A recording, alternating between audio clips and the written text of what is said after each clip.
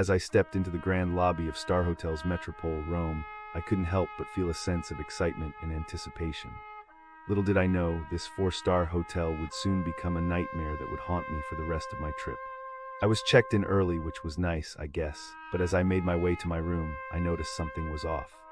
The room they originally reserved for me wasn't ready, and they were trying to find me a different room to get me settled in as quickly as possible. Red flag number 1, poor organization. As I entered my new room, I was horrified to find it not properly cleaned. There were specks of feces on the bottom of the toilet seat and yellow streaks in the bathtub. I mean, who does that? It's not like I'm asking for a 5-star luxurious experience, but basic hygiene is not too much to ask, right?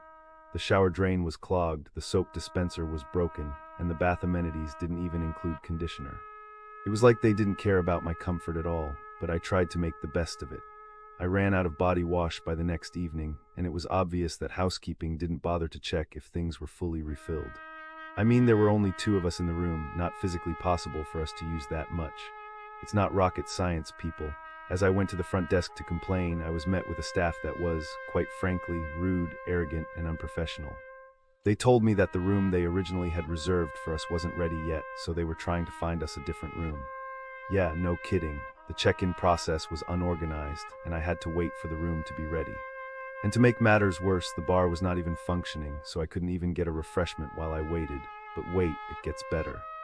When I called to ask about the air conditioning, they told me it was still winter in Italy in April, and the Italian government doesn't let them have AC. Mind you, I was sweating buckets every morning. It's not like I'm asking for a miracle, just a decent night's sleep without feeling like I'm melting. And then there was the noise. Oh, the noise. It started at 7 a.m. and went on until late in the evening. A screeching sound followed by a loud bang every day. I mean, can you imagine trying to sleep through that? It was like they wanted to drive me insane. But you know what the cherry on top was? The bed linens were sprayed with Febreze. I had to use a terry robe to sleep with instead of the comforter. It was like they didn't even care about my personal space. I mean, who does that?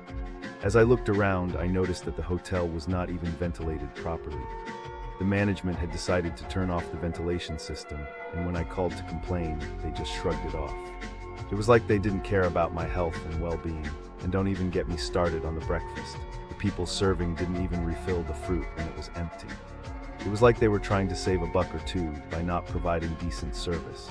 I mean, what's the point of even having a breakfast buffet if you're not going to refill it? As I sat in my room feeling frustrated and defeated, I couldn't help but wonder how this place was rated 4 stars. It was like they were trying to scam people into thinking it was a decent hotel. Newsflash, it's not. I'm so sick of all these scams near Starhotels Metropole Rome. I mean, can't people just be honest for once? Okay, so I was looking into all these crimes around that area. And oh my God, it's like a whole different world. Businesses near Starhotels Metropole Rome are super sketchy, you know. They're like, hey, trust me, I've got your back. But really, they're just trying to take your money. Have you heard about that massive insurance scam? These fake insurance companies were operating right out of storefront agencies in Rome, near Starhotels Metropole. They were issuing fake policies and bonds to public entities and companies.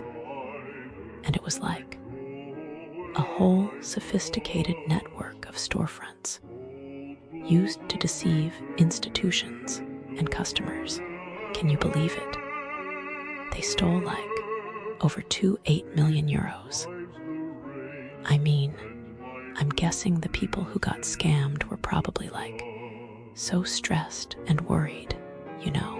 They probably thought they were doing the right thing, getting insurance and all, but really, they were just throwing their money away. And what probably happened to the scammers? They probably got arrested, but who knows? Maybe they're still out there scamming people. And then there was this storefront travel agency near Starhotels Metropole Rome. They were offering these amazing deals on trips to Greece. But really, it was all just a scam. This woman ran the agency, and she would pressure people to pay like €1,000 or more, saying it was a limited time offer. But then, she would just disappear with the money. I mean, can you imagine? You're all excited for your trip, and then you find out it was all a lie. I'm guessing the person who got scammed was probably like so angry and disappointed, you know. They probably felt so stupid for falling for it. And what probably happened to the scammer? She probably got arrested too.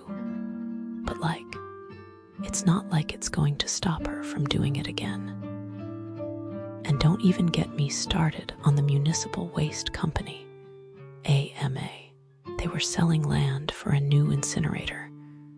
But the documents they presented were probably all fake or misleading.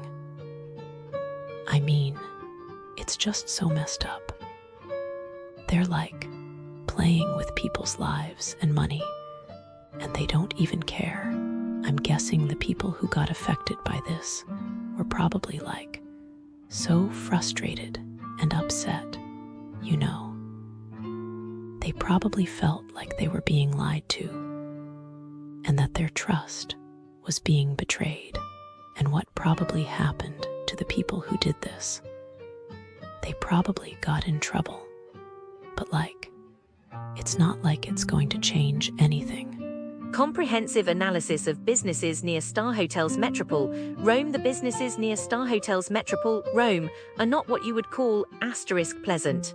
If you're expecting warm hospitality, fair prices, or even basic competence, prepare to be disappointed. The reality is a landscape of scams, rudeness, and mediocrity wrapped in shiny facades. Let's dissect the misery. *shopping and department stores.